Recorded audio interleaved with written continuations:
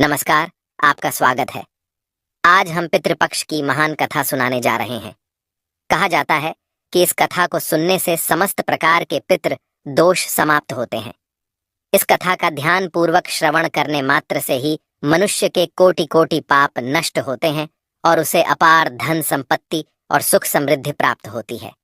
पितरों की कृपा से उसके सभी दुख दोष समाप्त होते हैं और सुखी जीवन प्राप्त होता है। यह महान कथा भगवान श्री कृष्ण ने गरुड़ जी को सुनाई है। आइए सुनते हैं इस कथा को।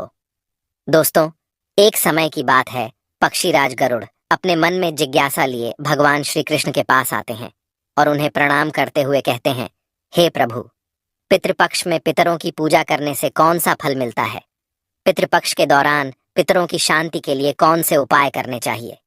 भगवान श्री कृष्ण कहते हैं, हे गरुड़, तुमने आज उत्तम प्रश्न किया है। तुम्हारे इस प्रश्न में समस्त मनुष्य जाति का कल्याण छिपा हुआ है। जो मनुष्य अपने पितरों को संतुष्ट करता है, उसके समस्त दोष और दुख समाप्त होते हैं। पितरों की पूजा करने से मनुष्य को अपने पूर्वजों का आशीर्वाद प्राप्त होता है। इस विषय में एक अप्सरा और ऋषि की प्राचीन कथा कही जाती है, जो मैं आज तुम्हें सुनाता हूँ। इस कथा को श्रवण करने से तुम्हें तुम्हारे सभी प्रश्नों के उत्तर मिल जाएंगे। इसलिए हे गरुड़, तुम इस कथा को ध्यान से सुनो। इस कथा को जो भी सुनता है, उसके समस्त प्रकार के पितृदोषों का नाश होता है।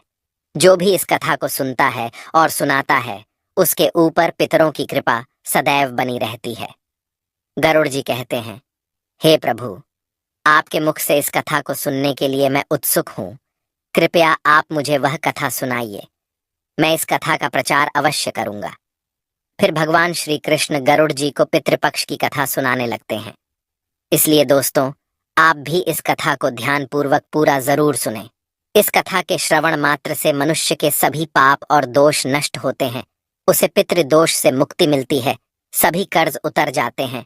धन धान्य संपत्ति की प्राप्ति होती है तथा सुंदर गुणवान पत्नी की प्राप्ति निश्चित होती है। संतानहीन को संतान प्रदान करने वाली यह कथा अत्यंत महान है। पितृपक्ष के दौरान इस कथा का श्रवण प्रत्येक मनुष्य को करना चाहिए। इसका श्रवण करने से पितरदेव प्रसन्न होते हैं और वरदान देते हैं।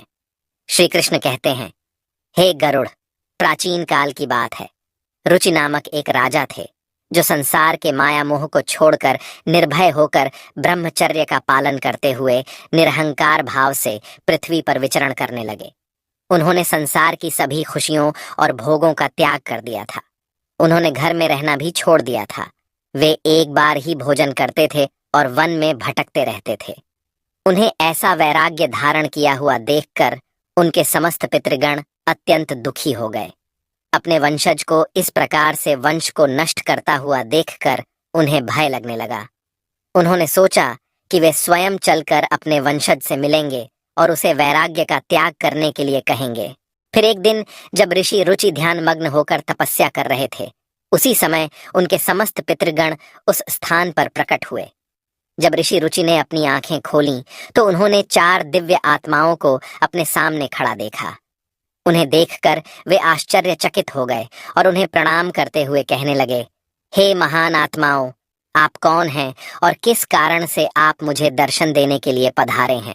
वे सभी दिव्य आत्माएं कहने लगी, हे वत्स, हम तुम्हारे पूर्वज हैं और हम तुम्हारे इस वैराग्य पूर्ण आचरण से अत्यंत दुखी हैं, इसीलिए तुमसे मिलने के लिए आए हैं। ऋषि रुचि ने उन्हें नमस्कार करते हुए आदर पूर्वक पूछा, हे पितृगण, आप सभी के दर्शन करके मैं कृतार्थ हो गया, किंतु आप मेरे आचरण से दुखी क्यों हैं? कृपया मुझे विस्तार से बताइए। मुझसे ऐसी कौन सी भूल हो गई है जो मेरे पूर्वज मुझसे असंतुष्ट और दुखी हैं? तब वे सभी पितृगण कहने लगे, हे वत्स, तुमने किस कारण से विवाह नहीं किया? विवाह स्वर्ग और मोक्ष प्राप्ति का उत्तम मार्ग है। गृहस्थ आश्रम के बिना मनुष्य को शाश्वत बंधन होता है। गृहस्थ में रहकर मनुष्य देवताओं, पितरों, ऋषियों और याचकों की पूजा करके उत्तम लोकों को प्राप्त करता है। वह देवताओं को स्वाहा और पितरों को स्वधा शब्द के उच्चारण से तथा द्वार पर आए अतिथियों और याचकों को दान देकर संतुष्ट करता है। विवाह न करके, संतान को उत्पन्न न करके तुम देव ऋण तथा पितृजनों के ऋण से मुक्ति नहीं पा सकोगे। संसार में रहने वाले मनुष्य, ऋषि तथा अन्य प्राणियों के लिए भी तुम प्रतिदिन ऋणी ही हो रहे हो। संतान की उत्पत्ति के बिना तुम स्वर्ग को कैसे प्राप्त कर सकोगे? देव पूजा, पितृ तर्पण तथा संन्यास ग्रहण किए बगैर तुम्हें स्वर्ग की प्राप्ति नहीं होगी। सभी पितृ कहते हैं, हे पुत्र, यदि तुमने विवाह नहीं किया तो यह अन्याय केवल तुम्हें कष्ट ही देगा। मरने के बाद तुम्हें नरक की प्राप्ति होगी और अगले जन्म में भी कष्ट भोगोगे।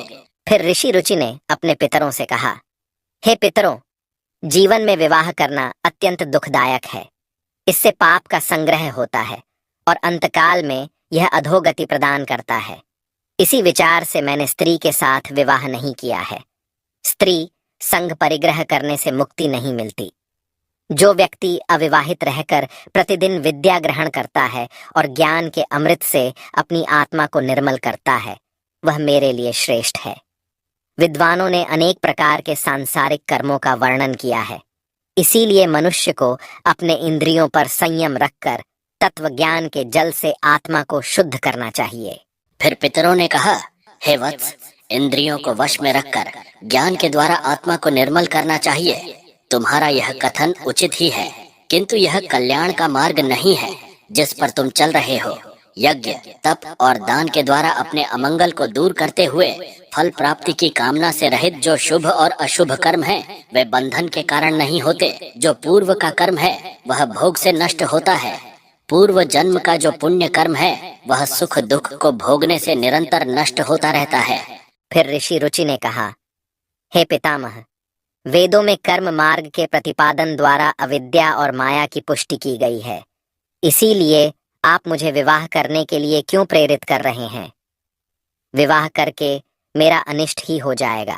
पितरों ने कहा, हे वत्स, कर्म द्वारा जो कुछ भी किया जाता है वह अविद्या है, यह सत्य है। किंतु विद्या प्राप्त करना भी एक प्रकार का कर्म है। शास्त्रों में जो विहित कर्म है, सज्जन पुरुष उनका उल्लंघन नहीं करते, उन्हें उसी से मोक्ष की प्राप्ति होती है। शास्त्रों में पुरुष को विवाह करने की आज्ञा दी गई है। विवाह न करने पर पुरुष को मुक्ति नहीं मिलती है। संतान के बिना उसे मोक्ष नहीं मिलता है। संतान के द्वारा किए गए श्राद्ध कर्म से ही उसे मोक्ष मिलता है। इसलिए हे पुत्र, तुम विधि पूर्वक विवाह करो। विवाह न करने से तुम्हारे सभी कर्म भी नष्ट हो जाएंगे और तुम विफलताओं को ही प्राप्त करोगे। यदि हमारा वंश नष्ट हो जाएगा तो हमारी आत्माएं अतृप्त ही रहेंगी। विवाह करके संतान उत्पन्न करके ही तुम अपने पितरों को संतुष्ट कर सकते हो। श्री कृष्ण कहते हैं, हे गरुड़, इस प्रकार से अपने पितरों के वचन सुनकर ऋषि रुचि को बड़ी ग्लानि हुई। उन्होंने विवाह करने का निश्चय किया। फिर ऋषि रुचि ने अपने पितरों से कहा, हे पितृगण, अब तो मैं बूढ़ा हो गया हूँ। कौन मुझे अपनी कन्या प्रदान करेगा? वैसे भी मुझ जैसे वृद्ध व्यक्ति के लिए विवाह करना अत्यंत कष्ट साध्य है। फिर पितरों ने कहा, हे वत्स, यदि तुम हमारे वचनों का पालन नहीं करोगे तो निश्चित ही हम सभी पितरों का पतन हो जाएगा और तुम्हारी अधोगति हो जाएगी। इतना कहकर सभी पितृगण अदृश्य हो गए। श्री कृष्ण कहते हैं, हे गरुड़, पितरों के द्वारा ऐसे वाक्य सुनकर ऋषि रुचि मन ही मन अत्यधिक व्याकुल हो उठे। अपने पितरों की मुक्ति के लिए विवाह करने का विचार करते हुए वे कन्या की खोज में पृथ्वीलोक पर विचरण करने लगे, किंतु उन्हें कहीं भी कन्या की प्राप्ति नहीं हो सकी। अपने पितरों के वचनों को बार बार मन में सोचते हुए वे चिंताग्रस्त होकर सोचने लगे, मैं क्या करूं, कहाँ जाऊं? मेरे पितृगणों को मुक्ति दिलाने के लिए कौन सी स्त्री मुझसे विवाह करेगी? इस प्रकार देर तक विचार करने के बाद ऋषि रुचि ने ब्रह्मादेव की तपस्या करना शुरू कर दिया। ऋषि रुचि ने 100 वर्षों तक एक वन में घोर तपस्या की। तत्पश्चात जगत पिता ब्रह्मा ने उन्हें दर्शन दिया और कहा, हे रुचि, मैं तुम्हारी तपस्या से प्रसन्न हूँ। तुम्हारी जो भी अभिलाषा है उसे प्रकट करो, मैं अवश्य पूर्ण करूँगा। तब ऋषि रुचि ने ब्रह्मदेव को प्रणाम किया और कहा, हे परमपिता, मेरे पितरों ने मुझे संतान उत्पन्न करने के लिए कहा है, किंतु इस समय मुझे विवाह के लिए कोई कन्या दिखाई नहीं पड़ रही है। इसीलिए कृपया आप मुझे कन्या प्रदान करें, जिससे विवाह करके मैं संतान प्राप्त कर सकूं। इस पर ब्रह्मदेव ने कहा, हे विप्र, तुम संसार के प्रजापति हो जाओगे। तुम्हारे द्वारा प्रजा की सृष्टि होगी। तुम्हारे पितरों ने उचित ही कहा है कि तुम्हें स्त्री से विवाह करना चाहिए। इस अभिलाषा को मन में रखते हुए तुम्हें पितरों की पूजा करनी चाहिए। वे प्रसन्न होकर तुम्हारी इस कामना को पूर्ण करेंगे और तुम्हें उत्तम स्त्री की प्राप्ति होगी। इस प्रकार कहकर ब्रह्मादेव अंतर्ध्यान हो गए। ब्रह्मा जी के वचन सुनकर ऋषि रुचि ने पुनः अपने पितरों को प्रसन्न करने का निश्चय किया। फिर ऋषि रुचि नदी के तट पर पहुंचे और एकांत में उन्होंने अपने पितरों का तर्पण करके उन्हें संतृप्त किया। तत्पश्चात एकाग्र चित्त होकर वे भक्तिपूर्वक अपने पितरों की स्तुति करने लगे। श्री कृष्ण कहते हैं, हे गरुड़, ऋषि रुचि ने अपने पितरों के लिए जो स्तुति की उसे प्रत्येक मनुष्य को ध्यान से सुनना चाहिए। यह स्तुति सब दुख और दोषों को नष्ट करने वाली है। जो केवल एक बार इस स्तुति को सुनता है उसके अनेक पाप नष्ट होते हैं और उसे पितरों का आशीर्वाद प्राप्त होता है। इसलिए तुम इस स्तुति को ध्यान से सुनो, तभी यह कथा सुनने का फल तुम्हें प्राप्त होगा। महात्मा रुचि इस प्रकार स्तुति करने लगे। जो अधिदेवता के रूप में विद्यमान रहते हैं और जो श्राद्ध के अवसर पर देवताओं से स्वधा द्वारा तृप्त किए जाते हैं, उन सभी पितृगणों को मैं नमस्कार करता हूँ। स्वर्ग में अवस्थित महर्षिगण भुक्ति मुक्ति की कामना से मानसिक श्राद्ध द्वारा जिन्हें भक्तिपूर्वक तृप्त करते हैं, उन सभी पितरों को मैं प्रणाम करता हूँ। अग्निश्वात, बर्हिषिद, आज्ञप और सोमप नामक पितृगण हैं। वे सभी इस श्राद्ध में मेरे द्वारा संतृप्त होकर तृप्ति को प्राप्त करें। अग्निश्वात पितृ मेरी पूर्व दिशा की रक्षा करें। बर्हिषद नामक पितृगण सर्वदा मेरी दक्षिण दिशा की रक्षा करें। आज्ञप पितृजन पश्चिम दिशा की तथा सोमप पितृगण उत्तर दिशा की रक्षा करें। ये समस्त पितृजन राक्षस, भूत, पिशाच और असुर गणों के कारण उत्पन्न दोषों से नित्य सब प्रकार से हमारी रक्षा करें। विश्व, विश्वभुक, आराध्य, धर्म, धान्य, शुभानन, भूतिद, भूतिकृत और भूति नामक जो पितरों के 9 गण हैं, तथा कल्याण और कल्यद, कल्यकर्ता, कल्यत्राश्रय, कल्यता हेतु और अनघ नामक जो पितरों के 6 गण कहे गए हैं, और वर, वरेण्य, वरद, तुष्टिद, पुष्टिद, विश्वपात और धाता नाम से विख्यात ये 7 गण तथा पितृगणों के पाप विनाशक जो महान, महात्मा, महित, महिमावान और महाबल नाम से प्रसिद्ध ये 5 गण हैं, उन गणों के ही साथ सुखद, धन्द, धर्मद और भूतिद नामक पितरों का एक अन्य गण चतुष्टय कहा गया है। इस प्रकार कुल मिलाकर उन पितरों के 31 गण हो जाते हैं, जिनसे यह संपूर्ण जगत परिव्याप्त है। ये सभी पितृजन इस श्राद्ध में मेरे द्वारा प्रदत्त कव्यादि से संतुष्ट हों। इस प्रकार ऋषि रुचि द्वारा स्तुति करने पर पितर अत्यंत प्रसन्न हो गए और उसी समय एक दिव्य तेज उत्पन्न हुआ जो आकाश मंडल में चारों ओर व्याप्त हुआ। संपूर्ण विश्व को अपने तेज से आच्छादित करने वाली उस रोशनी को देखकर ऋषि रुचि अपने घुटने पर बैठकर फिर से पितरों की स्तुति करने लगे। रुचि की स्तुति सुनकर पितृगण अत्यंत प्रसन्न हुए और वे उनके सामने प्रकट हुए। रुचि ने पुष्प, गंध और अनुलेप पदार्थों का उन्हें निवेदन किया था। वे सभी पितर उन्हीं को धारण करके उनके सामने प्रकट हुए। रुचि ने भक्तिपूर्वक हाथ जोड़कर अपने पितरों को प्रणाम किया और निवेदन किया। प्रसन्न होकर पितरों ने कहा, हे पुत्र, तुम्हारी इस स्तुति से हम अत्यंत प्रसन्न हैं। इसीलिए अब तुम्हारी जो भी कामना हो वह निसंकोच होकर कहो। फिर नतमस्तक होकर रुचि ने पितरों से कहा, हे पितृदेव, ब्रह्मदेव ने सृष्टि की रक्षा करने के लिए मुझे प्रजापति बनाया है। इसीलिए मैं आपसे संतान उत्पन्न करने में समर्थ, गुणवान, चरित्रवान पत्नी की कामना करता हूँ। फिर पितरों ने कहा, हे वत्स, इसी स्थान पर अभी इसी क्षण तुम्हें उत्तम मनोरमा पत्नी की प्राप्ति होगी और उसी से तुम्हें पुत्र होगा। हे रुचि, वह पुत्र बुद्धिमान और बलशाली होकर रौच्य नाम से तीनों लोकों में ख्याति प्राप्त करेगा। उसके भी अतिशय बलवान, महापराक्रमी, महात्मा और पृथ्वी का पालन करने वाले बहुत से पुत्र होंगे। इतना कहकर समस्त पितृगण ऋषि रुचि को आशीर्वाद देकर उस स्थान से अंतर्ध्यान हो गए। पितरों के अंतर्ध्यान होते ही पितरों की कृपा से उसी समय उस नदी के मध्य से ही रुचि के समीप प्रमलोचा नामक मन को प्रिय लगने वाली सुंदर श्रेष्ठ एक अप्सरा प्रकट हुई। उस श्रेष्ठ अप्सरा ने मधुर वाणी में महात्मा रुचि से कहा, हे तपस्वी श्रेष्ठ, वरुण के पुत्र महर्षि पुष्कर द्वारा मेरी एक अतिशय सुंदर कन्या उत्पन्न हुई है। मैं उस सुंदर रूप वाली मानिनी नामक कन्या को भार्या के रूप में आपको प्रदान करती हूँ। आप इससे विवाह करें। इस कन्या से आपको अतिशय बुद्धिमान मनु नाम का पुत्र होगा। फिर प्रजापति रुचि ने उस अप्सरा कन्या से विवाह किया। श्री कृष्ण कहते हैं, हे गरुड़, इस प्रकार से ऋषि रुचि ने अपने पितरों को प्रसन्न करके विवाह के लिए कन्या प्राप्त की और अपने वंश को आगे बढ़ाया। कथा के अंत में भगवान श्री कृष्ण ने गरुड़ जी को पितरों को प्रसन्न करने के अनेक उपाय विस्तार से बताए। ये उपाय मनुष्य के जीवन में पितृदोष को समाप्त करने और पितरों की कृपा प्राप्त करने के लिए अत्यंत आवश्यक माने जाते हैं। श्री कृष्ण ने गरुड़ जी से कहा कि पितरों को प्रसन्न करने के लिए कुछ विशेष अनुष्ठान, तर्पण और धार्मिक कार्यों का पालन करना आवश्यक होता है। आइए जानते हैं उन महत्वपूर्ण उपायों के बारे में। पितरों को प्रसन्न करने का सबसे पहला और मुख्य उपाय तर्पण है। तर्पण का अर्थ है जल अर्पण करना। पितृपक्ष के दौरान पवित्र जल को हाथ में लेकर पितरों का आह्वान करते हुए उन्हें जल अर्पण करना चाहिए। तर्पण में काले तिल, जल, दूध और कुशा का उपयोग किया जाता है।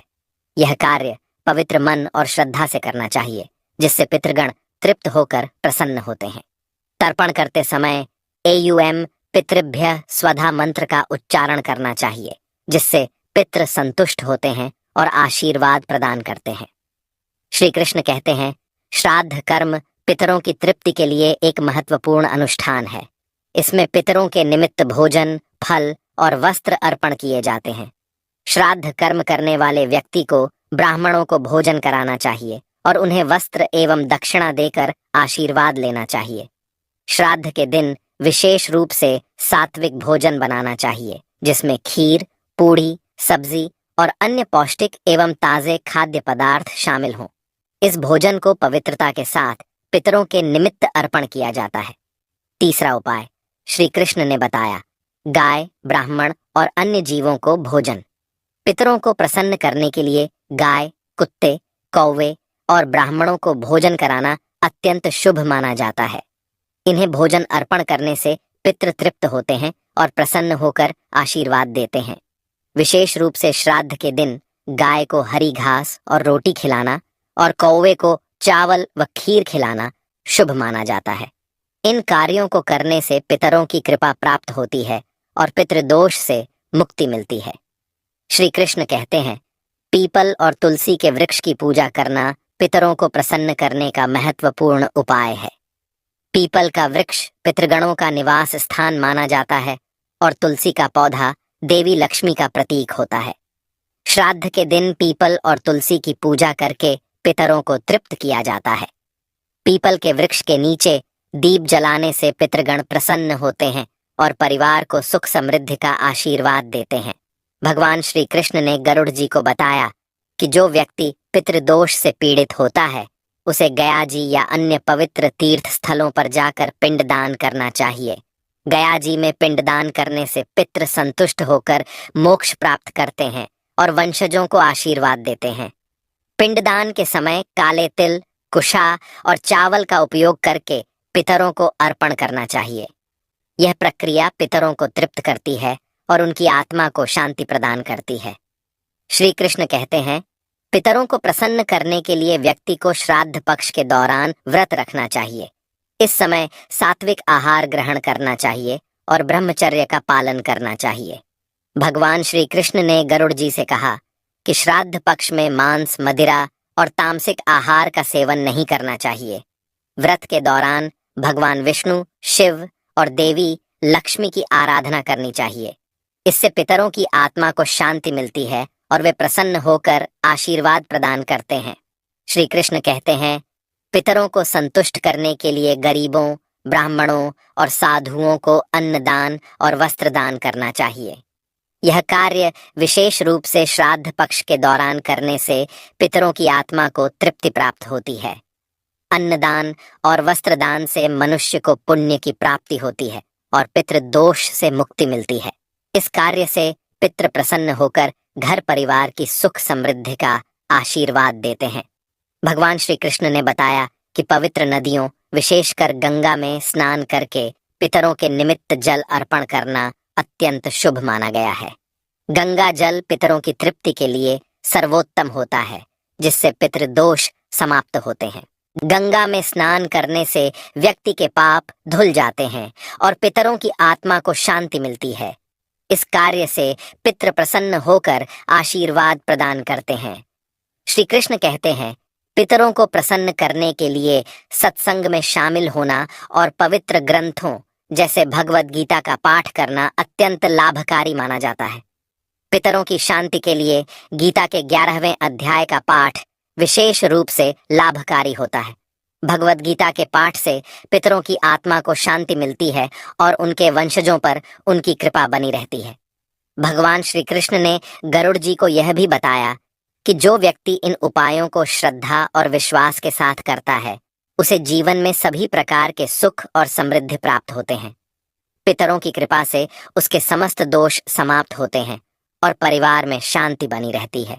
इन उपायों को नियमित रूप से करने से पितृदोष से मुक्ति मिलती है और पितृ प्रसन्न होकर वंशजों को आशीर्वाद देते हैं। श्री कृष्ण ने गरुड़ जी से कहा, हे गरुड़, जो भी व्यक्ति इन उपायों का पालन करता है, उसे पितृदोष का कभी सामना नहीं करना पड़ता और उसके पितृ सदैव प्रसन्न रहते हैं।